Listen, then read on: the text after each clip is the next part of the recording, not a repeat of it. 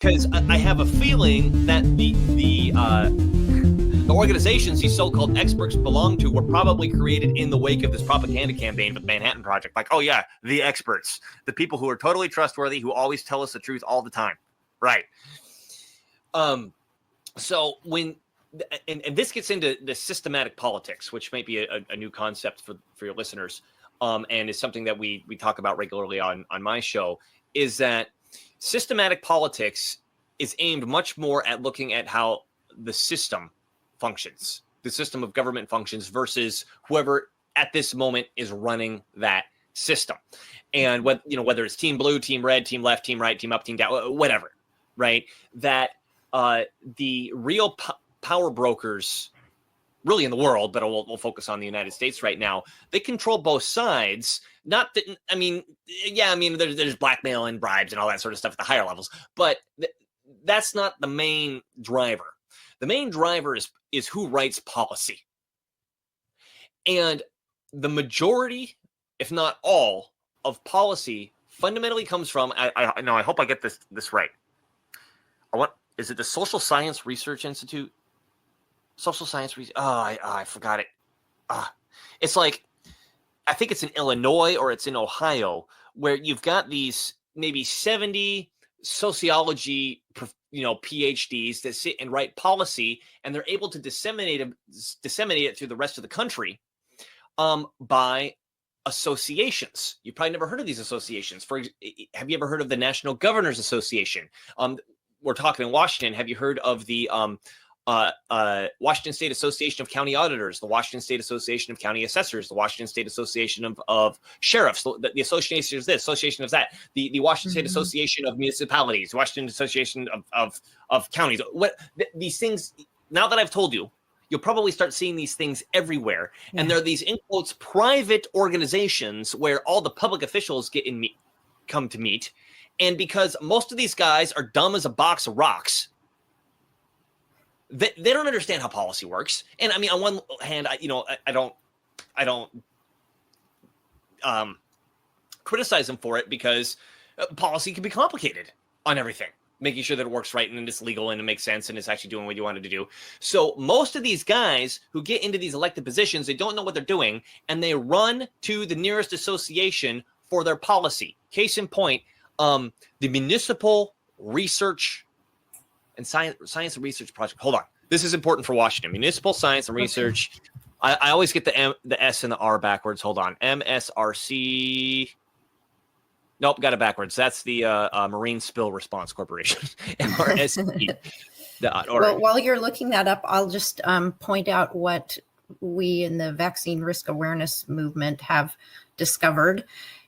When you start, we've discovered all sorts of similar organizations like AIM, Association of Immunization Managers, most of the there's NACHO, which I can't even remember what that stands for. But on our last session, not the one we just finished up, but the one before that, one of the bills that Informed Choice Washington ran in Olympia included that members of these organizations cannot, these organizations are funded and sponsored by the pharmaceutical companies.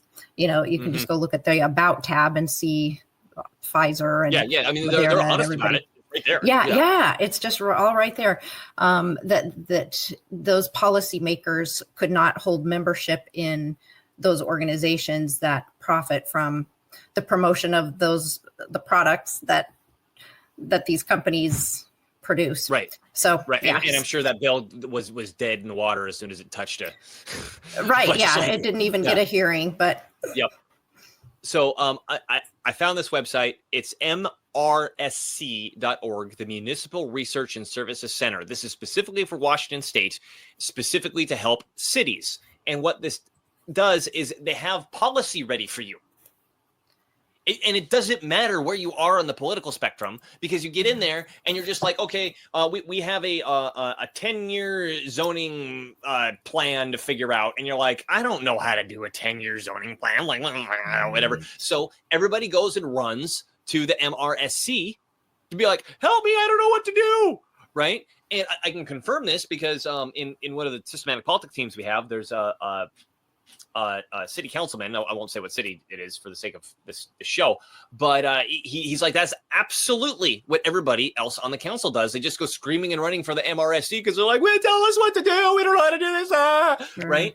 And that's how the real control mechanism happens. Yeah. And the trick is when you approach the policymakers, first and foremost, you have to understand what the noble lie is.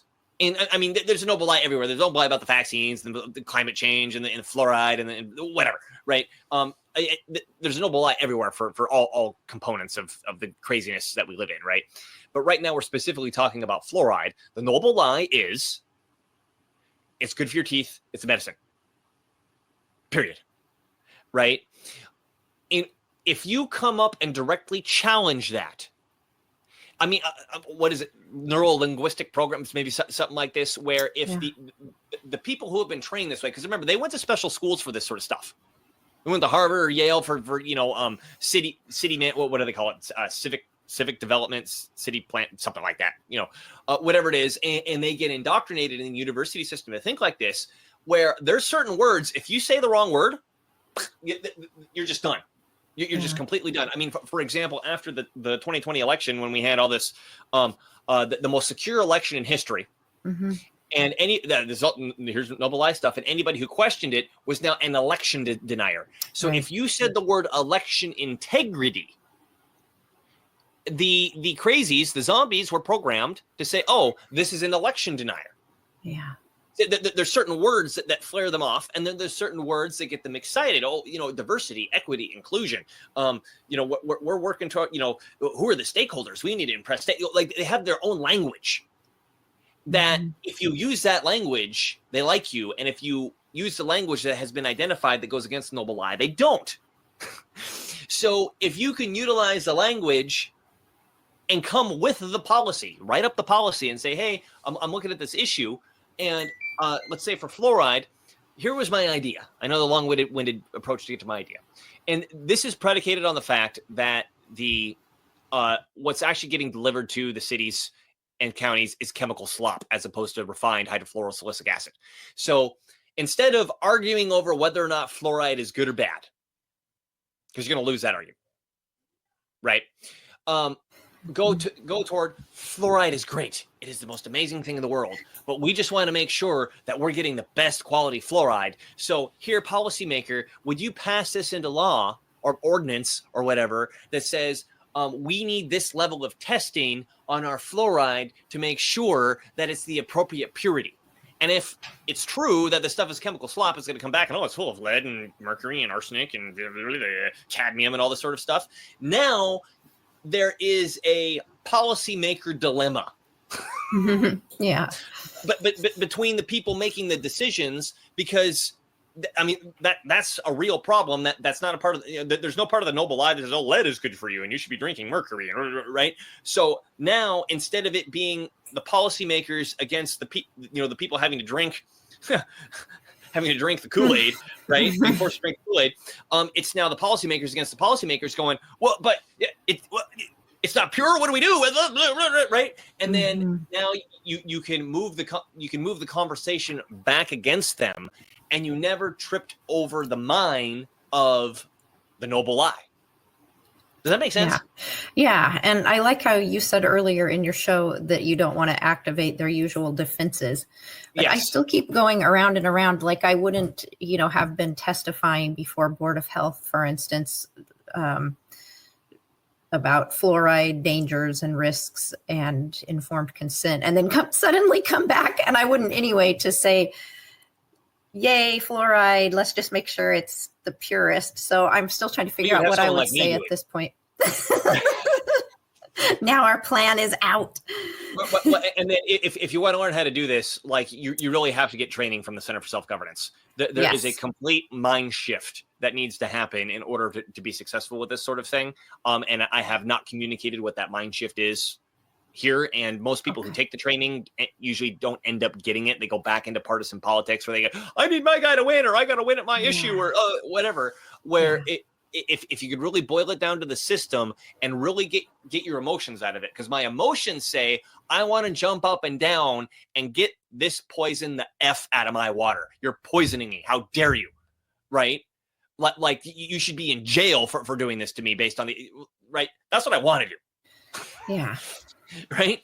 But if you can put that away, because the way that the whole system is set up is to catch you, because once you do that, they can identify you as the quack, right? Just like when all these parents started going to these school board meetings, jumping up and down about, their daughters getting raped in the girls' bathroom by boys dressing up as girls or whatever, and then the next day they're getting reported as domestic terrorists by the National School Board Association to the Department of Justice, and everyone's going, what? Yeah. Well, it turns out that the federal definition for domestic terrorist is, or not is, but includes, it's a little longer than this, includes if you appear to intend to intimidate a governing body. Appear to intend to intimidate.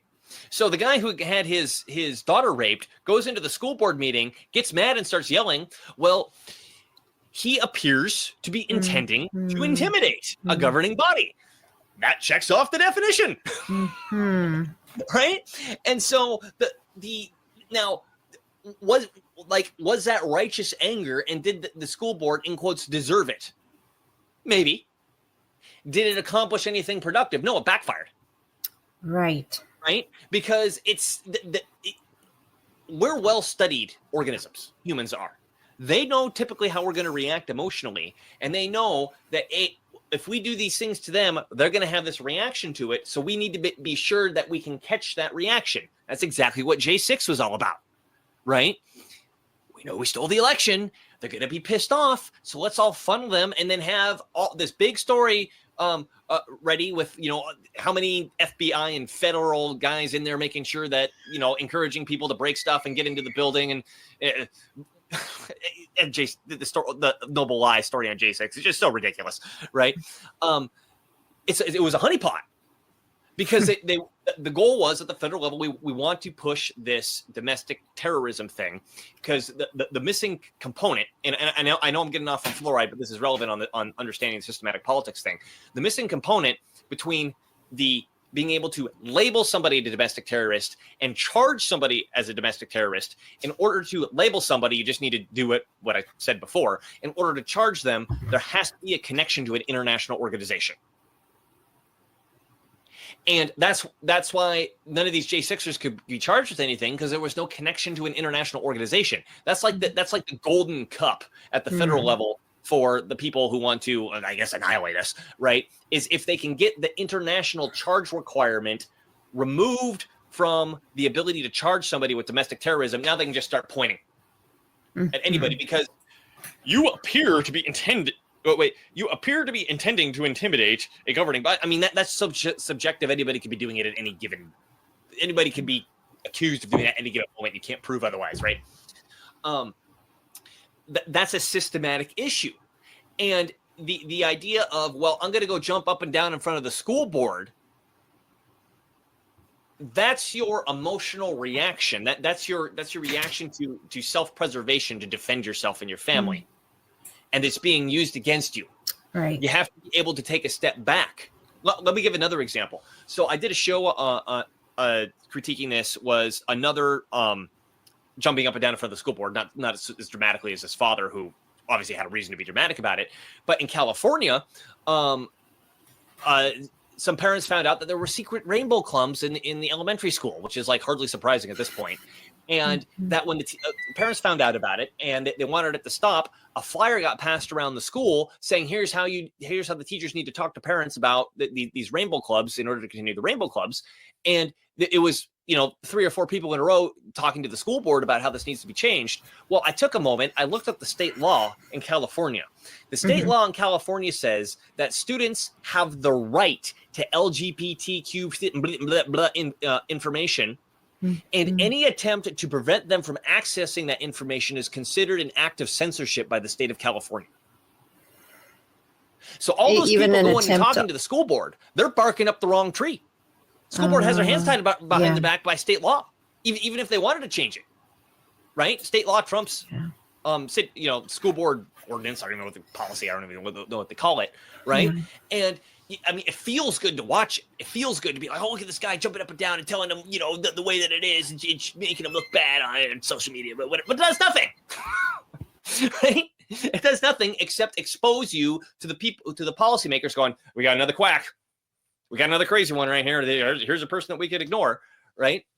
So bringing it back to fluoride, again, this is just my idea, and it's predicated on the fact that there is no refining process happening to purify this hydrofluorosilicic acid, which is not to question the validity of the fluoride being bad for you, but to say, oh, it's great, but let's just make sure it's pure enough. And if it's not, now we have another reason to get it out of the water, and we never had to step in that explosive landmine of the noble lie. Right. Yeah. Now, I do want to put an asterisk on this, is that in this particular avenue, the battle against the noble lie does appear to be working. Otherwise, it wouldn't have gotten passed at Utah level. It wouldn't have appeared.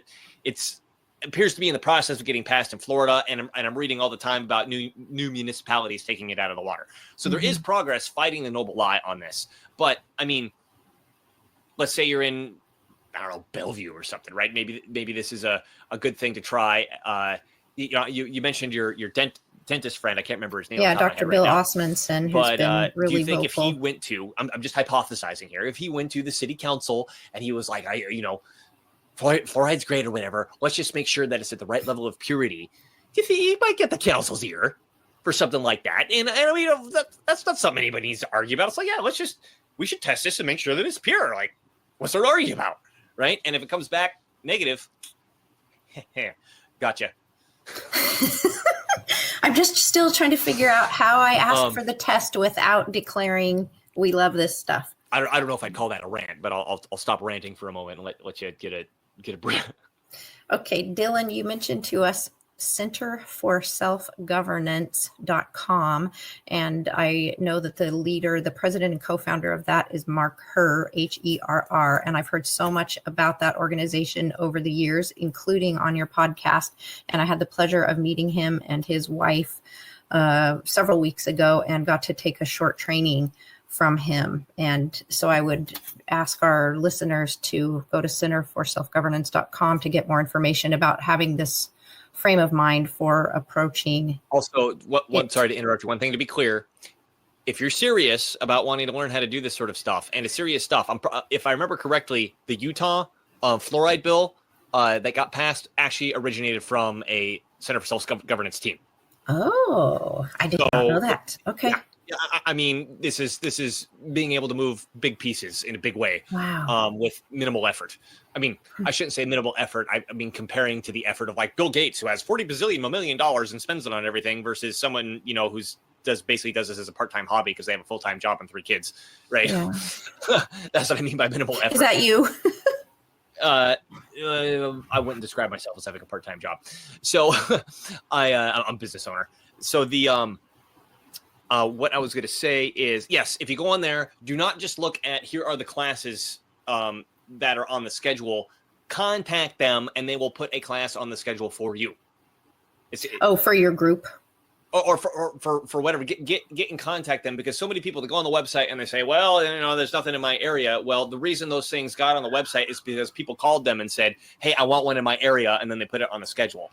Although that being said, it's kind of a self-filtering test. If you can't come up with the gumption to call them and request some information about having a class, you're probably not going to have the gumption to call your policymakers. So to follow through. Okay. Good advice. Good advice. If everybody who's watching this now or recording could like, share, and subscribe it helps us out a lot. Yeah. I hate saying it, but it's just true.